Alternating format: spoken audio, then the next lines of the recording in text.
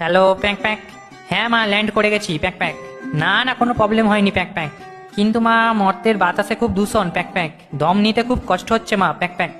কি একটা মাস্ক কিনে নেব? আচ্ছা মা প্যাক প্যাক। ছাত্রছাত্রীরা কি করছে প্যাক প্যাক?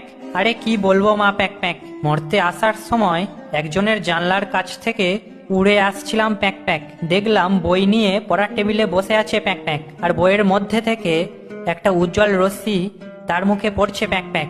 আমি ভাবলাম মর্তের নতুন আবিষ্কার, ডিজিটাল বই বেরিয়েছে প্যাক প্যাক। ও মা, বইয়ের মধ্যে দেখি একটা ফোন রাখা, ছেলেটা রিলস দেখছে প্যাক প্যাক। এখানে পড়াশোনার হাল খুবই খারাপ গো মা প্যাক প্যাক। কি?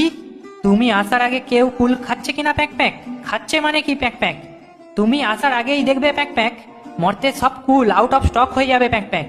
একজনকে জিজ্ঞাসা করলাম, মার তো আসতে এখনো দেরি আছে প্যাক প্যাক, মা আসার আগে সব কুল খেয়ে নিচ্ছ প্যাক প্যাক। আমাকে বলল কি প্যাক প্যাক, এগুলো কুল নয়, কুলের মতো দেখতে প্যাক প্যাক, হাইব্রিড কুল। মর্তে সবই ভেজাল গো মা প্যাক প্যাক। কি সবাই তোমার পুজো নিয়ে কেমন এক্সাইটেড, কি বলবো মা প্যাক প্যাক।